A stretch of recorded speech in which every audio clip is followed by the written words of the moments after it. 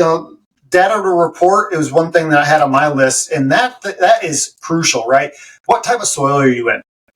I had guys in the past, we would go out there to a construction site.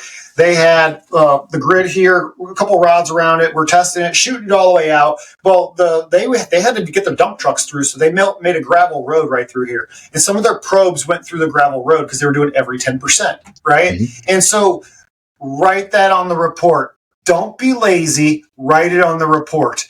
I not trying to be rude to anyone, but it's honestly like it only takes a few words right on the report.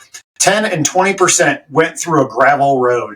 Resistance may not be truly accurate for what the ground would measure. And that's all you have to do. And then the customer will be like, what the heck is this?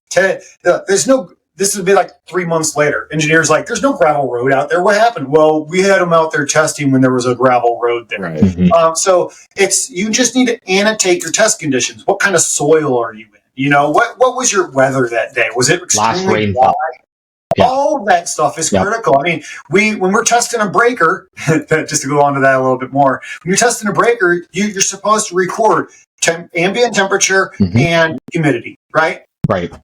You need all of that and more for ground testing because what is the ground? It stays outside all the time, right? So you need the environment.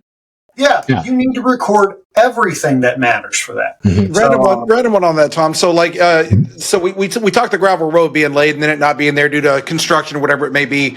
Is that gonna would that trigger like a new assessment basically at that point if you've changed something strategically within the earth environment there, like a road or something like that? Yeah. So the way that it's outlined in the literature, in almost any literature you read, is it's going to say you should be testing in a route that is not improved soil, right? Native soil, yeah. Gotcha. Yeah, so it's undisturbed, right? So if it's been disturbed soil and you're going up this bank and you're coming back down it, that bank is not going to be there in 3 weeks, right? They're going to come out and plow that thing out of there. So maybe you might want to test afterwards, right?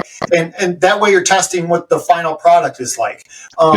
That at that point, that is somewhat improved, right? But the thing is that the dirt under that's not improved, right? So if that dirt under that is disturbed and they ground it up and then they redid it and plowed it or whatever, then you might want to come back 2 weeks after that so it compacts back down into normal earth and then and then reshoot your test. Yeah, because I've had people out there that they test and it's loose soil the whole way. Well, loose soil tests way worse than compacted soil.